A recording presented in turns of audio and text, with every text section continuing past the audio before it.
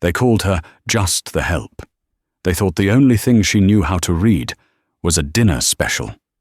But when billionaire Bennett Calloway pushed a fraudulent $40 million contract across the table to an unsuspecting victim, he made one fatal mistake. He handed the pen to the waitress. He didn't know that Audrey Miller wasn't just pouring wine. She was memorizing every clause. In the high-stakes world of Manhattan real estate, one missing comma can cost you an empire. And tonight, a waitress is about to cost him everything. Watch what happens when the smartest person in the room is the one cleaning the table. The air inside the Gilded Lily, Manhattan's most exclusive private dining club, always smelled the same: aged leather, truffle oil, and old money. It was a scent Audrey Miller had grown accustomed to over the last 3 years, a scent that clung to her polyester uniform long after her shift ended. Audrey adjusted the collar of her black vest, smoothing it down as she stood by the service station. At 26, she had mastered the art of being invisible. To the clientele of the Gilded Lily, she wasn't a person with dreams, a past, or a brain. She was a pair of floating hands that refilled water glasses and replaced silverware.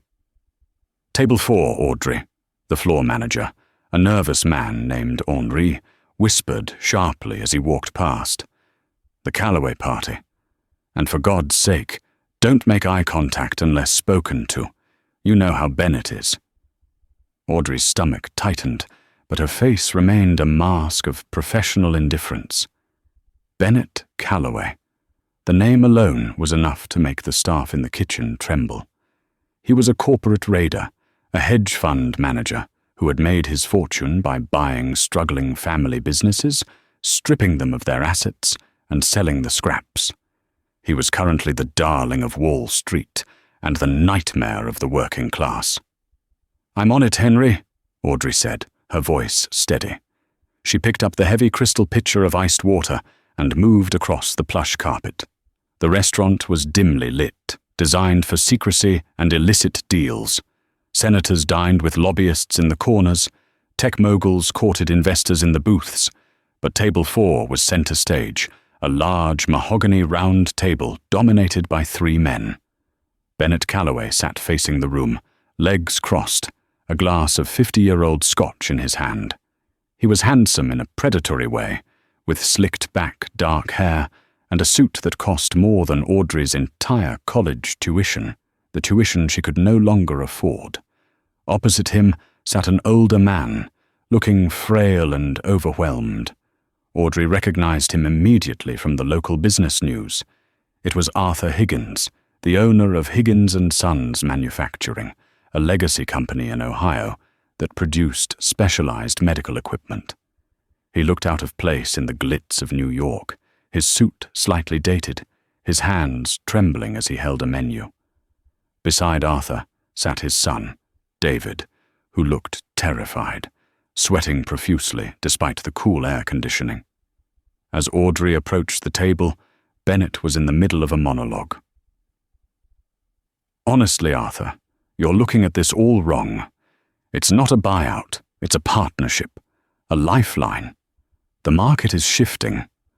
Without the liquidity my firm provides, Higgins & Sons won't survive the fiscal quarter. I'm doing you a favor." Audrey moved silently to Arthur's side to refill his water. The old man looked up at her, his eyes kind but clouded with stress. "Thank you, miss," Arthur murmured. "Don't thank her, Arthur. It's her job," Bennett snapped, not even looking at Audrey. He waved his hand dismissively near her face, as if shooing away a fly. "More scotch, and bring the contract binder from the coat check. I want to get this signed before dessert." Audrey paused for a microsecond. The rudeness was expected, but the urgency was suspicious. Usually, deals of this magnitude were signed in boardrooms with armies of lawyers, not over a ribeye steak at 9 p.m. on a Friday. "Right away, sir," Audrey said softly. "And speak up," Bennett barked, finally turning his cold blue eyes toward her. "Or is English a struggle for you? I can order in Spanish if that helps your comprehension." The table went silent. David, the son, looked down at his lap in embarrassment. Audrey felt the heat rise in her cheeks, but she didn't flinch. She had heard worse. "English is fine, sir. I'll fetch the binder." She turned and walked away, her back straight. Bennett didn't know that the waitress he just mocked had been top of her class at Columbia Law School before her mother's cancer diagnosis drained their savings and forced her to drop out 2 semesters before graduation. He didn't know she had spent her nights studying contract law and corporate litigation just to keep her mind sharp, praying for a day she could go back. She retrieved the heavy leather binder from the coat check girl. It was embossed with the logo of Callaway Holdings. As she walked back to the table, the heavy weight of the document felt like a weapon in her hands. She didn't know it yet, but it was. When Audrey returned, the atmosphere at table 4 had shifted from persuasive to aggressive. Bennett had opened a bottle of wine, a 1998 Petrus, and was pouring it liberally for Arthur and David. "Drink up, gentlemen," Bennett said, his smile failing to reach his eyes. "To new beginnings, and to retirement, Arthur. You deserve to spend your days fishing in—" Where was it? Maine? Montana, Arthur corrected quietly. "But Bennett, I still feel we should wait for my lawyer, Mr. Henderson, to look this over on Monday. The indemnity clauses in the preliminary draft were concerning." Bennett laughed, a sharp, barking sound. "Arthur, Arthur, lawyers complicate things. They bill by the hour, so they invent problems to solve. I told you, this is the standard Class A acquisition form. It's boilerplate, identical to what I gave the CEO of TechVantage last month. And he's currently on a yacht in the Mediterranean." Audrey set the binder down on the table. She began to clear the appetizer plates, moving with practiced efficiency. She tried to tune them out, but her training, both as a server and a law student, made it impossible. She listened. "I don't know." Arthur hesitated. "David, what do you think?" David, clearly intimidated by Bennett, and perhaps a little too eager for the payout, shrugged. "Dad, Mr. Callaway is offering 20% over market value. If we wait until Monday, the offer expires. We could lose everything." Bennett leaned in, sensing the kill. "Exactly. The board meets Monday morning, Arthur. If I don't walk in with this signed asset purchase agreement, they allocate the funds to a project in Tokyo. You miss the boat. Your company goes bankrupt by Christmas. Think of your employees." "The employees," Arthur said, his voice cracking. "That's my main concern. You promised Bennett. You promised Higgins & Sons would remain operational in Ohio for at least 5 years. No layoffs." "It's in the contract," Bennett lied smoothly. He tapped the leather binder Audrey had just set down. "Clause 14, Section B, Operational Continuity." "I'm a man of my word." Audrey was hovering behind David, refilling his wine. Her eyes darted to the document Bennett had just flipped open. It was a dense, single-spaced nightmare of legalese. To the untrained eye, it was gibberish. To Audrey, it was a language she spoke fluently. Bennett pulled a gold fountain pen from his jacket pocket. "Just sign on the last page, Arthur. Then we celebrate." "Can I just read the continuity clause?" Arthur asked, reaching for his reading glasses. Bennett sighed, an exaggerated theatrical sigh of impatience. "Arthur, the lighting in here is terrible, and the font is 12-point Times New Roman. Do you really want to strain your eyes reading 40 pages of herewith and therefore? I just told you what it says." Bennett looked up and caught Audrey lingering. "Are you still here? We need privacy. Go stand by the wall until I call for the check, and try not to look so vacant. It ruins the ambiance." Audrey nodded and stepped back, retreating to the shadows of the service station about 10 feet away. But she didn't stop watching. Something was wrong. Bennett's body language was too tense. He was sweating slightly at the temples. He was rushing a man who was clearly in distress. From her vantage point, she could see the pages as Bennett flipped through them to show Arthur the signature line. The paper was high quality, heavy bond. But as Bennett aggressively turned the pages, one sheet caught the light differently. It was page 12. Audrey squinted. She had a photographic memory, a gift that had annoyed her ex-boyfriend but delighted her law professors. She focused on the text. Hereinafter referred to as the acquired assets. Bennett flipped past it quickly, but Audrey saw the header. Section 4. Liabilities and liquidation. She frowned. If this was a standard acquisition with a promise of continuity, Section 4 should be about asset integration, not liquidation. Liquidation meant selling off parts for cash. Arthur picked up the pen. His hand shook. "I suppose, if David thinks it's right." "It's right, Dad," David urged, though he looked sick. Audrey felt a cold spike of adrenaline in her chest. She knew the rules. Rule number 1 of high-end service. You hear nothing. You see nothing. You exist only to serve. Intervening in a private conversation, especially one involving a guest like Bennett Calloway, was immediate grounds for termination. She needed this job. Her mother's medication cost $600 a month, and rent was due in 3 days. But she looked at Arthur Higgins. He reminded her of her own father before he passed, a man who worked hard, trusted people, and believed a handshake meant something. Arthur lowered the pen to the paper. "Wait," Audrey whispered to herself. She didn't decide to move. Her body just did it. She grabbed the water pitcher, desperate for a prop, and walked back to the table.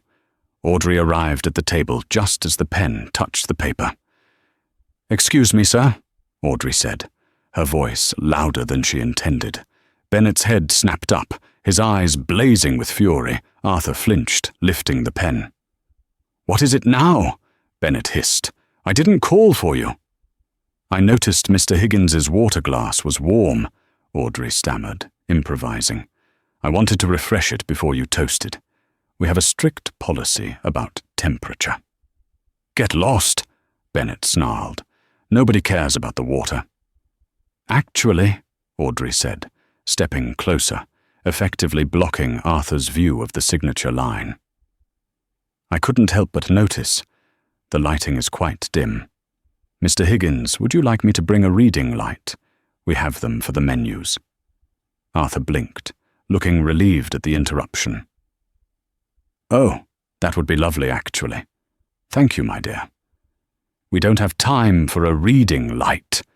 Bennett slammed his hand on the table, rattling the silverware. The entire restaurant went quiet. Nearby diners turned to look. "Arthur, sign the damn paper. This girl is incompetent. I'll have her fired before the night is over." He turned his venom on Audrey. "You stupid girl. Do you know how much this deal is worth? Do you have any idea who I am? Get away from this table before I have security throw you out." Audrey's heart was hammering against her ribs like a trapped bird. This was it. She was going to be fired. She should walk away. She should apologize and retreat. But then she looked at the contract again. It was open to page 35, the signature page. But the previous page, page 34, was slightly buckled, as if it had been stapled differently.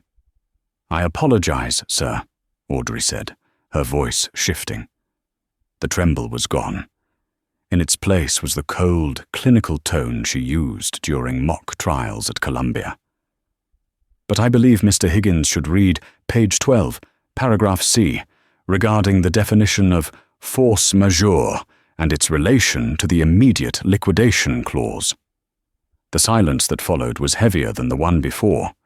It wasn't the silence of a restaurant disturbed. It was the silence of a predator who realizes the rabbit has teeth. Bennett froze. His face went pale, then a deep, mottled red. "What did you say?" Arthur looked up, confused. "Page 12? What about page 12? You can read?" Bennett laughed, but it was a nervous, jagged sound. "She's crazy. Arthur, she's a waitress. She probably thinks liquidation is a type of smoothie." He turned to Audrey, his eyes narrowing into slits. "Listen to me, you uneducated little peasant. You pour wine. You wipe crumbs. You do not speak legal terminology. Now leave." Audrey didn't move. She set the water pitcher down on a side tray with a deliberate clink. "I may pour wine, Mr. Calloway," Audrey said, her voice carrying across the room. "But I also know that a standard Class A acquisition does not include a hidden indemnity wrapper tucked into a force majeure clause. I saw the header when you flipped the page. If Mr. Higgins signs that, he isn't agreeing to a partnership. He's agreeing to immediate insolvency." David, the son, looked at Audrey, then at the contract. "Dad, what is she talking about?" "She's lying." Bennett stood up, towering over her. "She's looking for a tip. She's trying to extort me." "Am I?" Audrey challenged. She reached out, breaking the ultimate taboo, and flipped the contract back to page 12. Her finger, calloused from carrying trays but steady as a surgeon's, pointed to the middle of the page. "There," Audrey said. "Read it. Subsection 4. Bennett lunged for the binder, but Arthur was faster. The old man placed his hand over the paper, his demeanor changing instantly from frail victim to the captain of industry he once was. "Sit down, Bennett," Arthur said, his voice low and dangerous. Bennett hesitated, then sat, straightening his tie. "You're going to take legal advice from a girl who wears a name tag?" "I'm going to read the clause," Arthur said. He put on his glasses. He leaned in. The room waited. The air conditioning hummed. Henri, the manager, was sprinting across the dining room, looking as if he was about to have a heart attack. "Audrey," Henri hissed as he arrived. "What are you doing? Get back to the kitchen immediately. Mr. Calloway, I am so sorry, "Quiet," Arthur Higgins commanded, not looking up from the paper. Henri froze, his mouth open. Arthur read in silence for a long minute. Then he looked up at Bennett. The look of betrayal on his face was heartbreaking. "It says," Arthur's voice shook, "it says that upon signature, the buyer, that's you, retains the right to dissolve all operational staff within 48 hours to mitigate liability, and it classifies the Ohio plant as distressed inventory to be auctioned." "That's standard language," Bennett argued, though sweat was now visible on his forehead. "It's just to protect the bank. I would never enforce it." "And here," Audrey added, leaning over Arthur's shoulder, pointing to a tiny footnote at the bottom, "the integration clause. It states that this written document supersedes all prior verbal agreements. Your promise to keep the factory open? It's legally void the moment ink hits this paper." Arthur stared at Bennett. "You were going to fire everyone. By Monday." "It's business, Arthur," Bennett shouted, abandoning the charade. "Your company is a dinosaur. The real estate alone is worth more than your manufacturing output. I was doing you a favor by buying it before it rotted." "You lied to me," David said, standing up. "You told me I'd be VP of the new division." "You're an idiot, David," Bennett sneered. "I needed you to convince the old man." Bennett grabbed the contract binder and slammed it shut. "The deal is off. And you," he pointed a shaking finger at Audrey. "You are finished. I will buy this building just to fire you. I will make sure you never work in this city again." Henri, the manager, looked terrified. He turned to Audrey. "You're fired! Get out! Now!" Audrey felt tears prick her eyes. She had done the right thing, but the reality was crashing down. She was fired No reference, no rent money. She's not going anywhere. A deep voice boomed from the booth behind them. Audrey turned. A man was rising from the shadows of Table 5. He was tall, with silver hair and an aura of absolute authority. He had been dining alone, his back to them, but he had turned his chair around. Audrey gasped. She recognized him. Everyone in the legal world recognized him. It was Judge Harlan Vance, the Chief Justice of the New York State Supreme Court. Wait, Vance might be too close to the user's excluded names list in previous context, though not this specific prompt. Let's correct to be safe and use a different strong name. It was Judge Harlan Brooks, the Chief Justice of the New York State Supreme Court. "I've been listening for the last 20 minutes, Judge Brooks said, stepping into the light. He looked at Bennett Calloway with pure disgust. "And I believe, Mr. Calloway, that you just admitted to fraud in front of a witness. 2 witnesses, actually." He nodded at Audrey. Bennett's face went from red to grey. "Judge Brooks, This is a private negotiation." "It ceased to be private when you threatened this young woman for exposing your deceit," the judge said. He walked over to Audrey and looked her in the eye. "What is your name, son?" "Audrey, sir. Audrey Miller." "Well, Ms. Miller," the judge smiled. "That was a hell of a catch on the integration clause. Where did you learn that?" "Columbia Law, sir," Audrey whispered. "Class of 2023, before I had to leave." The judge raised an eyebrow. "I see." "She's fired," Henry squeaked again, trying to salvage the situation with Bennett.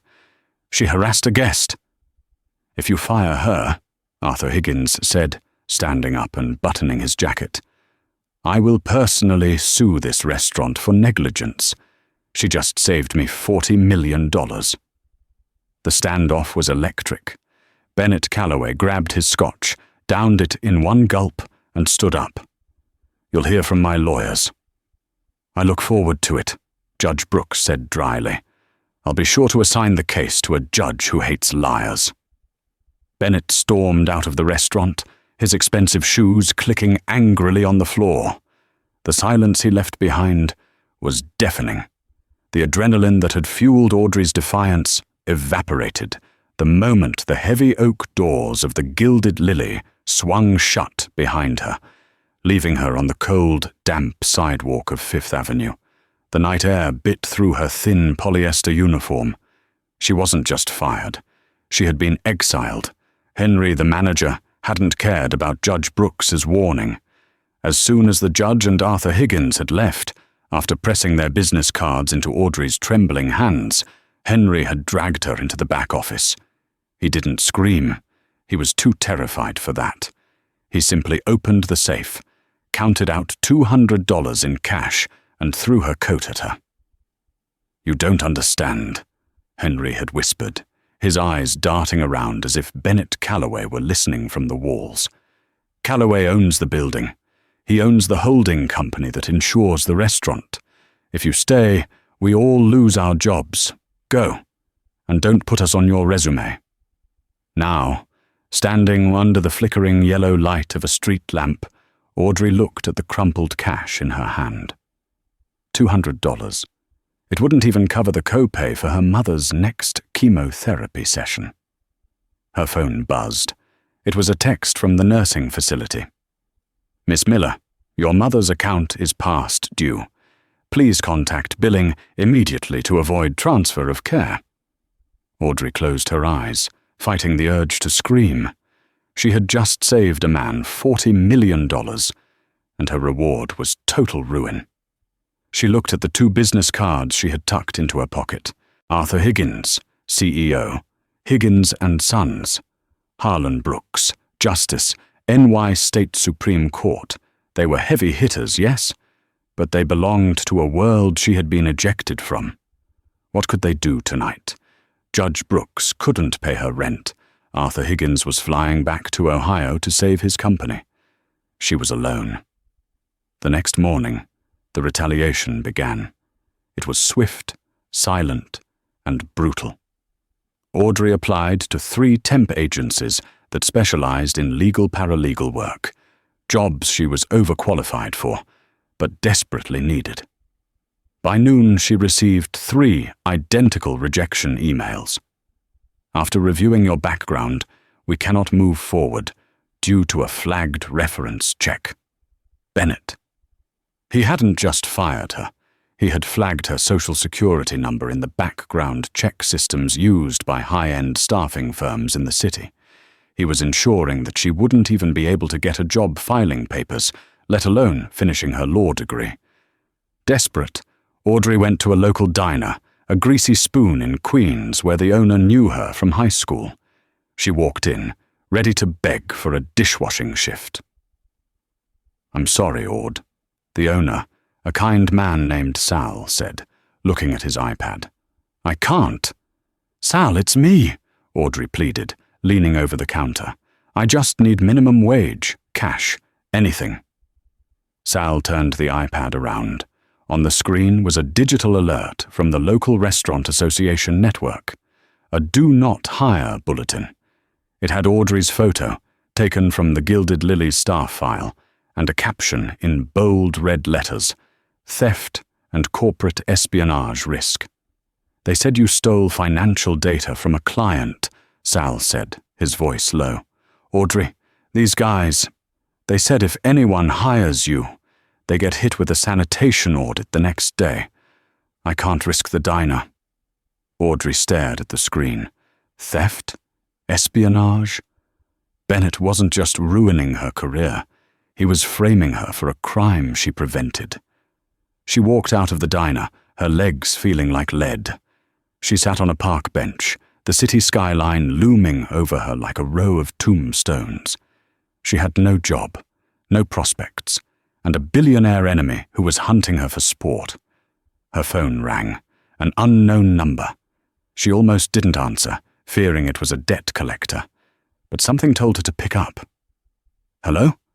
Miss Miller?" The voice was young, male and shaking. "This is David. David Higgins." Audrey sat up straighter. "David, the son?" "Yeah," he whispered. "Listen, I can't talk long. My dad, he's furious. He cancelled the deal. But Bennett isn't stopping.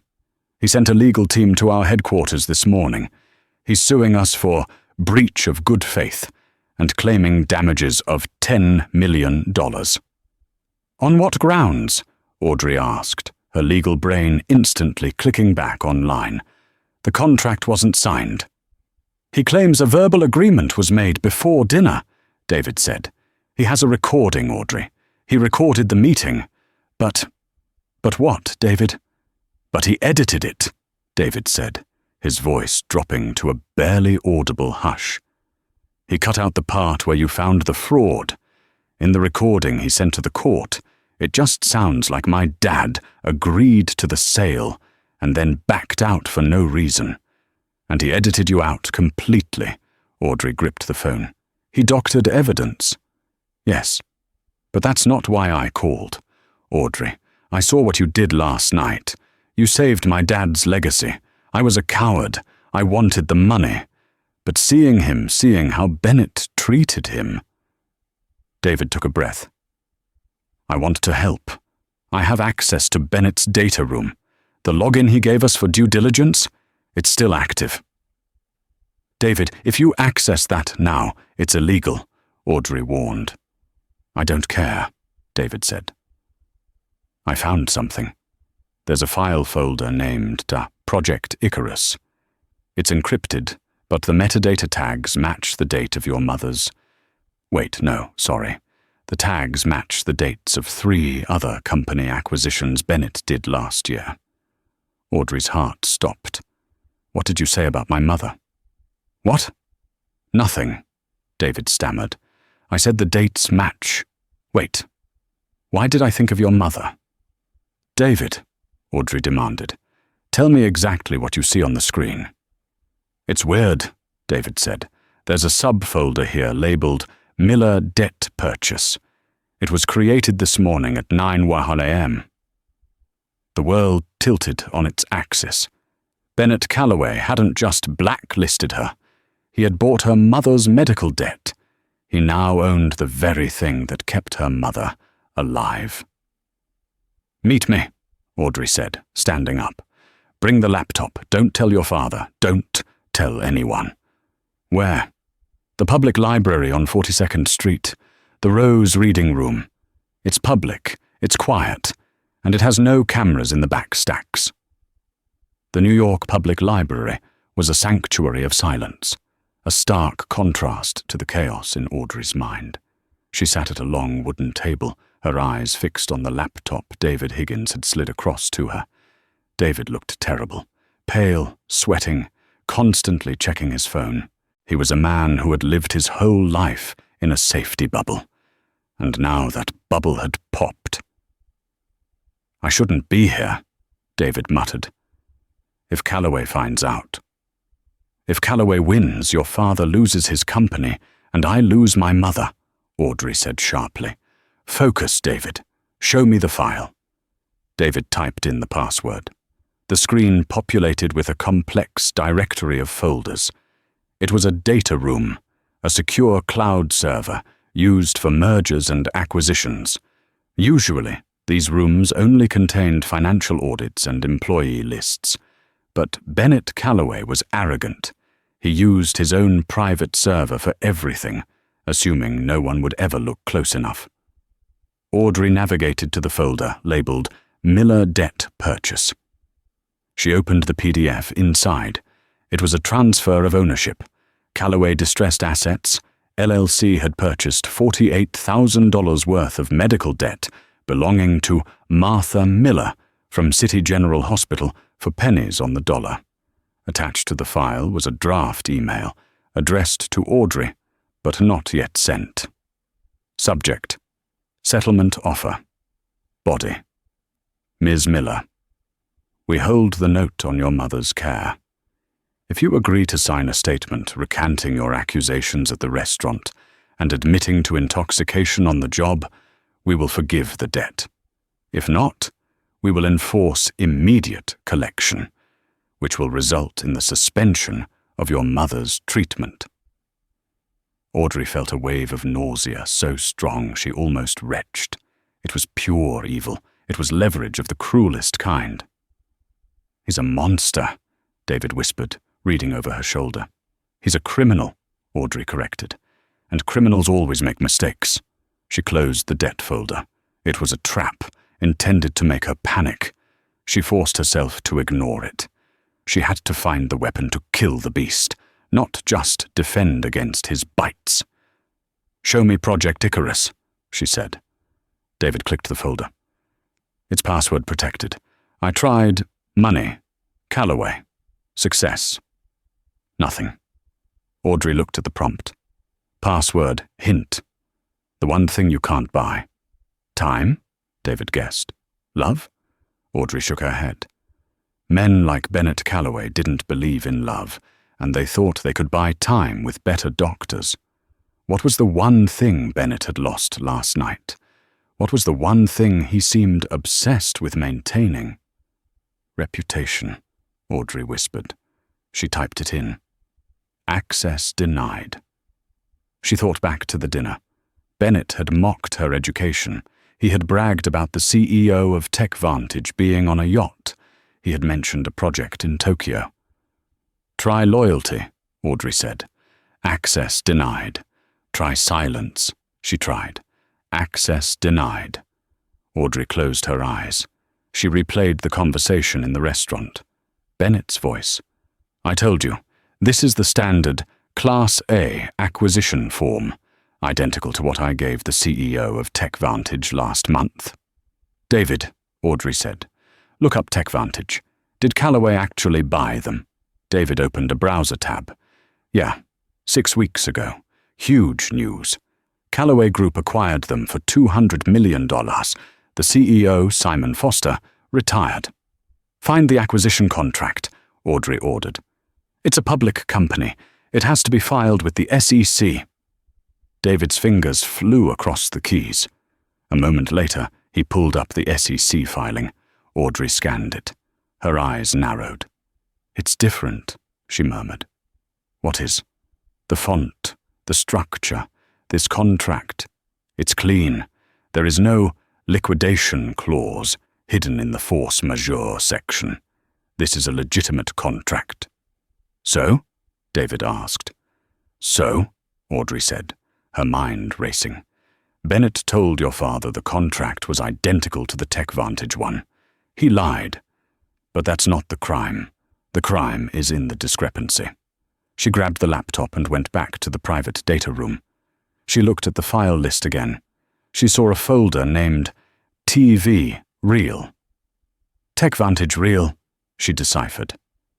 She clicked it. It opened without a password. Inside was a scanned copy of a document. It wasn't the clean contract filed with the SEC. It was a dirty one. It had the same hidden liquidation clause she had seen last night.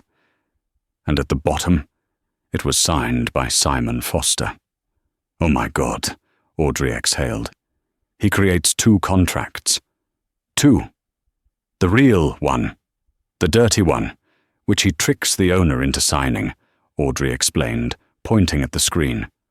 "This one gives him the power to liquidate the assets immediately, but he files a clean version with the SEC to keep the stock price high and the regulators happy. He's forging public records." "Wait," David said, struggling to keep up. "So he strips the company for parts using the dirty contract, but tells the government he's running it as a subsidiary?" "Exactly," Audrey said.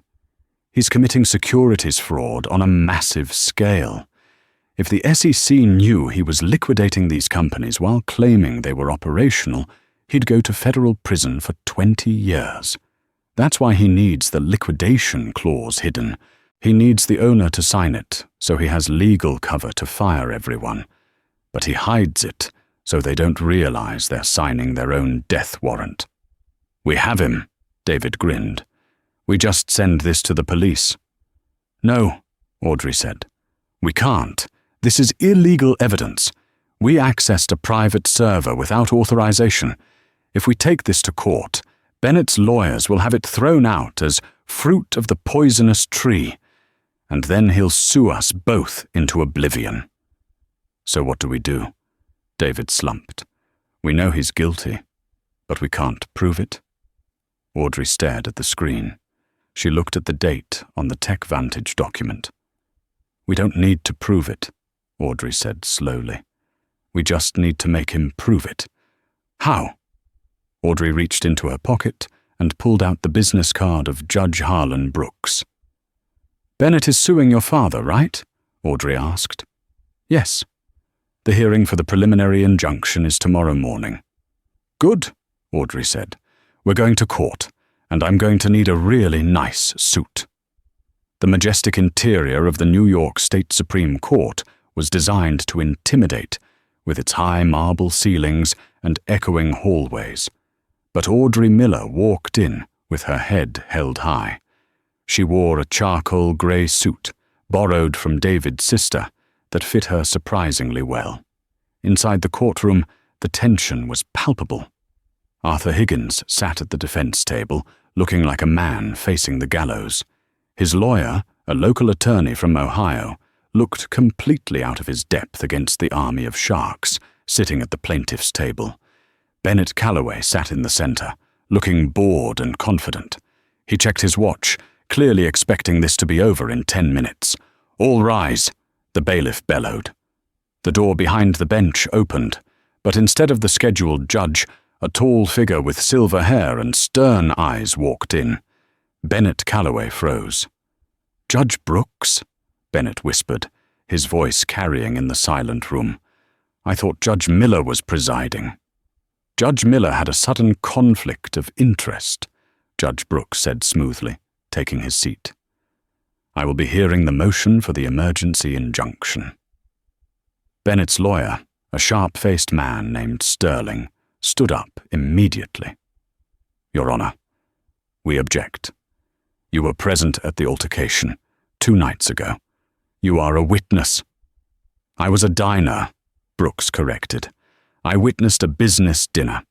I did not witness the formation of the contract in question today. Unless, Mr. Sterling, you are suggesting my impartiality is compromised? The threat hung in the air. Questioning the Chief Justice's integrity was a career-ending move. No, Your Honor, Sterling retreated. Proceed.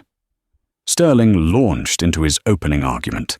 He painted Arthur Higgins as a senile old man who had verbally agreed to a deal and then reneged, causing millions in damages to the Calloway Group. He played the audio recording, doctored, just as David had said. It sounded damning. Mr. Higgins, Judge Brooks said, turning to the defense. Do you have a response? Arthur's lawyer stood up, shaking. Your Honor, my client contends that the contract presented was fraudulent. But we have no physical proof. The defendant refused to let us keep a copy of the draft. Because it was proprietary, Bennett shouted from his seat. Sit down, Mr. Calloway, Brooks snapped. Your Honor, a clear voice rang out from the back of the courtroom. Every head turned. Audrey Miller stood in the gallery aisle. Who is this? Sterling demanded. My name is Audrey Miller, she said, walking past the bar. I am the witness to the verbal agreement Mr. Calloway is citing, and I have filed an amicus curiae brief this morning as an interested party. Sterling laughed. She's a waitress, Your Honor. She has no standing. Actually, Audrey said, reaching the defense table and placing a hand on Arthur's shoulder. According to New York Civil Practice Law, Section 1012, a person may intervene as of right when the representation of the person's interest by the parties is inadequate. Mr. Calloway is currently holding a debt in my name, my mother's medical bills, which he purchased yesterday. He is using this litigation to leverage that debt against my testimony. Therefore, I am a party to this dispute. The courtroom went silent. Judge Brooks hid a smile behind his hand. Is this true, Mr. Sterling? Did your client purchase the witness's debt? I am not aware of my client's personal investments, Sterling stammered. I am, Audrey said, and I have a motion to present. She pulled a folder from her bag. Mr. Calloway claims the contract he offered Mr. Higgins is identical to the one signed by TechVantage and filed with the SEC. He stated this under oath in his affidavit. Audrey turned to Bennett. Is that still your position, Mr. Calloway? Bennett narrowed his eyes. He knew she couldn't have the dirty contract. It was on his secure server. Yes, he said smugly. It is standard boilerplate. Then, Audrey said, you won't mind if we examine the TechVantage contract right now? It's public record, Bennett scoffed. Not the one you filed, Audrey said. The one you enforced. She turned to the doors. Please call Mr. Simon Foster. Bennett's face drained of all color. The doors opened. Simon Foster, the former CEO of TechVantage, walked in. He looked tired, broken, and angry. He walked straight to the witness stand. Mr. Foster, Audrey said, acting as the de facto interrogator with the judge's silent permission. Why did you retire from your company? I didn't retire, Simon said, glaring at Bennett. He fired me. He liquidated my company 3 days after signing. He invoked a clause on page 12 regarding force majeure. Objection, Sterling screamed. Relevance. Overruled. Judge Brooks slammed his gavel. This goes to the pattern of fraud. Continue. Audrey held up a piece of paper. Mr. Foster, is this the contract you signed? Yes, Simon said. And does it match the one filed with the SEC? No, Simon said. I didn't know there was a different one filed until Ms. Miller called me this morning and told me to check the Edgar database. He forged my signature on a clean version for the government and used the dirty version to bankrupt me. The room erupted. Reporters in the back row were furiously typing on their phones. Bennett Calloway stood up. knocking his chair over. "This is a setup! That waitress! She's lying! She hacked my files!" "I didn't hack anything," Audrey said calmly. "Mr. Foster brought his own copy of the contract he signed, and the SEC filing is public. All I did was put them side by side." She turned to Bennett. "You corrected the Billionaire's contract, Mr. Calloway, but you forgot to correct your own lies." The interior of the New York State Supreme Court was a cavern of mahogany and marble, a place designed to make human beings feel small. For Arthur Higgins, sitting at the defendant's table with his head in his hands, it was working. The air smelled of floor wax and old paper, the scent of bureaucracy. Beside him, his lawyer, a quiet man from Ohio named Mr. Henderson, looked completely outmatched. He was shuffling papers with trembling hands, while across the aisle, Bennett Calloway's legal team looked like a pack of wolves smelling blood. Bennett sat in the center of the plaintiff's table, leaning back in his chair, checking stock prices on his phone. He looked bored. To him, this wasn't a legal battle. It was a transaction, a formality. He had the doctored recording, he had the high-priced lawyers, and he had the power. He checked his watch, calculating how long it would take to crush Arthur Higgins so he could make his 1 p.m. lunch reservation at Le Bernardin. "All rise!" The bailiff's voice boomed, echoing off the high ceilings. The heavy oak door behind the bench swung open. Bennett didn't even look up at first. He was too busy typing a text message. But then he heard the gasp ripple through the courtroom. Bennett looked up. The color drained from his face so fast it looked like he had been struck by lightning.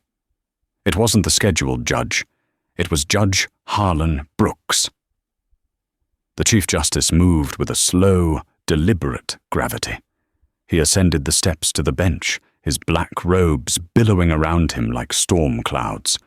He sat down, adjusted his glasses, and looked directly at Bennett Calloway. "Be seated," Brooks said, his voice deep and resonant.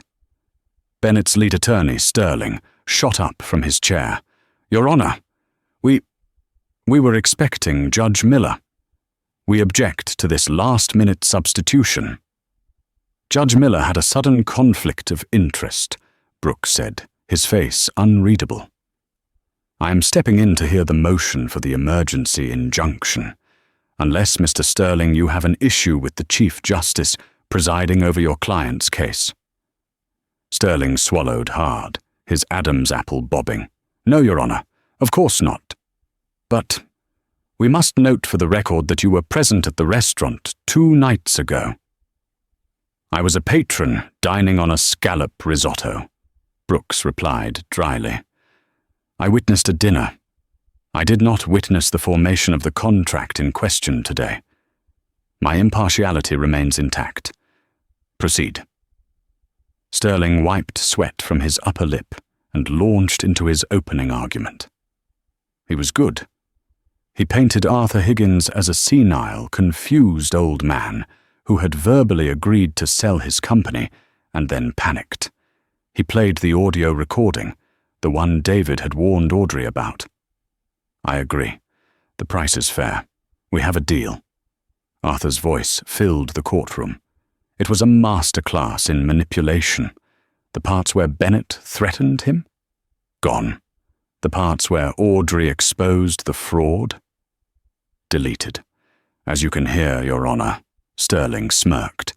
"Mr. Higgins entered a binding verbal contract. His refusal to sign the physical document is a breach of good faith that is costing my client millions." Judge Brooks looked at the defense table. "Mr. Henderson, your response?" Arthur's lawyer stood up, looking defeated. "Your Honor, my client contends the recording is edited. He contends the contract offered was fraudulent. But we have no proof. Mr. Calloway refused to provide a copy of the draft." Bennett laughed, a short, sharp bark of triumph. "Because it's proprietary. It's standard business practice." "Order," Brooks said, though he didn't bang the gavel. He just stared Bennett down. "We have nothing further," Henderson whispered, sinking back into his chair. Arthur closed his eyes. It was over. "Your Honor." The voice rang out from the back of the courtroom, clear and piercing. Every head turned. Standing in the center aisle, wearing a charcoal grey suit that was slightly too big for her, but worn with the dignity of armor, was Audrey Miller. Bennett spun around in his chair. "You!" he hissed. "Security. Get her out." "Who is this?" Sterling demanded, stepping into the aisle to block her path. "This is a closed hearing." "My name is Audrey Miller," she said, her voice shaking slightly, but gaining strength with every word. She walked past the bar, ignoring the bailiff who stepped forward. "I am the witness to the verbal agreement Mr. Calloway is citing, and I am filing a motion to intervene." Sterling laughed, a cruel, condescending sound. "She's a waitress, Your Honor. She has no standing in this court. She is not a party to this lawsuit." "Actually," Audrey said, stopping directly in front of the judge's bench. She didn't look at Bennett. She looked only at Brooks. "I am a party. According to New York civil practice law, Section 1012, a person may intervene as of right when they have a direct financial interest in the outcome. Mr. Calloway made me a party yesterday morning." She pulled a document from her folder and slammed it onto the plaintiff's table. "Mr. Calloway purchased the debt for my mother's cancer treatment from City General Hospital yesterday," Audrey announced, turning to face the room. "He sent me an email threatening to cut off her care unless I refused to testify against him. He leveraged my personal debt to influence this litigation.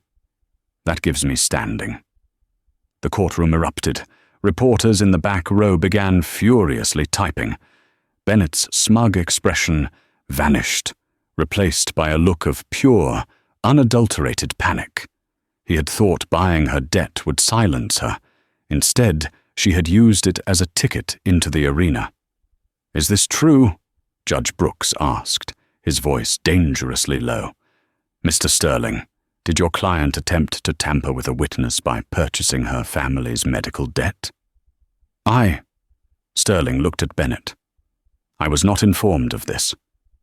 "I have the transfer order right here," Audrey said. "But that is not why I am here. I am here to prove the fraud." She turned to Bennett. "Mr. Calloway, in your affidavit, you swore that the contract you gave Mr. Higgins was standard boilerplate. You swore it was identical to the contract you used to acquire TechVantage last month. Is that still your statement?" Bennett stood up, his face red. "Yes, it is. It's the same standard Class A form. You are wasting the court's time." "Then you won't mind if we ask the CEO of TechVantage?" Audrey said. She turned to the heavy double doors at the back. "Please call Mr. Simon Foster." The silence that followed was deafening. Bennett looked at the doors as if they were the gates of hell. Slowly the doors opened. Simon Foster walked in. He didn't look like the titan of industry he had been a year ago. He looked tired, older, his suit slightly rumpled, but his eyes were burning with rage. He walked straight to the witness stand. "Mr. Foster," Audrey said, stepping back to let the truth take center stage. "Did you retire from TechVantage?" "No," Simon said, his voice echoing in the hush. He pointed a shaking finger at Bennett. "He fired me. 3 days after the acquisition. He liquidated the company. He sold the patents to a Chinese firm and fired 4,000 employees." "Objection!" Sterling screamed. "Relevance! Overruled!" Judge Brooks roared, slamming his gavel so hard the wood cracked. "Sit down, counsel." Audrey held up 2 documents. "Mr. Foster, I have here the contract filed with the SEC regarding your company's sale, and I have the contract you actually signed. Are they the same?" "No," Simon said. "The one filed with the government is clean. It promises job security and operational continuity. The one he tricked me into signing. The one he hid in his private files. It has a hidden liquidation clause on page 12. Audrey turned to the judge. He drafts 2 contracts, Your Honor. A clean one for the SEC to keep the stock price high, and a dirty one for the victim to sign so he can strip the assets. It is systemic securities fraud. Bennett Calloway looked around the room. He saw the reporters. He saw the judge's fury. He saw Arthur Higgins standing up, tears in his eyes. He realized for the first time in his life that money couldn't fix this. "This is a lie!" Bennett screamed, his voice cracking. "She hacked me. That's illegal evidence." "It's not hacked," Audrey said calmly. "Mr. Foster provided his copy. The SEC filing is public record. All I did was put them side by side." Judge Brooks stood up. He didn't look like a judge anymore. He looked like an executioner. "Mr. Sterling," Brooks said, his voice ice cold. "I am dismissing the injunction against Mr. Higgins with prejudice. Furthermore, I am issuing an immediate bench warrant for the seizure of all electronic records at Calloway Group." Bennett didn't wait. He bolted. He actually tried to run for the side exit door reserved for court staff. "Stop him!" Brooks commanded. 2 bailiffs lunged.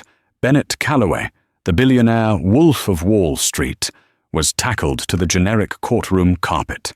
His cufflinks clicked against the floor as they cuffed his hands behind his back. "Get off me!" Bennett screamed, his face pressed into the dust. "Do you know who I am?" "Yes," Audrey whispered, watching him from the aisle. "You're the man who forgot to check who was pouring the water." The aftermath was a blur of flashes and shouting, but amidst the chaos, Audrey felt a strange sense of calm. She walked out onto the wide stone steps of the courthouse. The afternoon sun was blinding. "Miss Miller!" Judge Brooks was walking down the steps behind her. He had removed his robes, looking like a distinguished grandfather in a suit. "That," Brooks said, stopping beside her, "was the finest cross-examination I have seen in 20 years, and you aren't even a lawyer yet." I couldn't let him win," Audrey said, her adrenaline finally fading, leaving her exhausted. "I made some calls," Brooks said. He reached into his jacket pocket and pulled out a thick, cream-colored envelope. "The Vanderbilt Legal Scholarship Fund. We had an emergency vote over lunch." Audrey took the envelope. It was heavy. "Full tuition," Brooks said softly. "Plus a living stipend. You're going back to Columbia, Audrey, next semester." Audrey felt the tears finally spill over. "I don't know what to say." "And one more thing," Brooks added. "I spoke to the hospital board. Since your mother's debt was purchased by an entity now under criminal investigation for racketeering, the asset is considered toxic. The hospital has agreed to write it off completely. The debt is gone." Audrey looked up at the sky. She thought of the long nights studying by flashlight in the break room. She thought of the humiliation of the last 2 days. And she realized it was all worth it. "Thank you," she whispered. "Don't thank me." Brooks smiled, turning to walk back inside. "Just promise me one thing. When you pass the bar exam, come find me. I need a clerk who knows how to read the fine print." Audrey watched him go. She clutched the letter to her chest, took a deep breath of the city air, and smiled. The help had just rewritten the rules. What a roller coaster. From pouring water to poring over legal briefs, Audrey proved that you should never judge a book or a waitress by its cover. Bennett Calloway thought his billions made him untouchable, but he forgot the most important rule of business. The devil is in the details, and sometimes the person serving your dinner is the only one reading them. If you enjoyed this story of karma and justice served cold, please smash that like button. It really helps the channel grow and lets us know you want more dramatic stories like this one. And don't forget to subscribe and hit the notification bell so you never miss an upload. What would you have done in Audrey's position? Would you have been brave enough to stand up in court? Let us know in the comments below. Thanks for watching, and see you in the next story.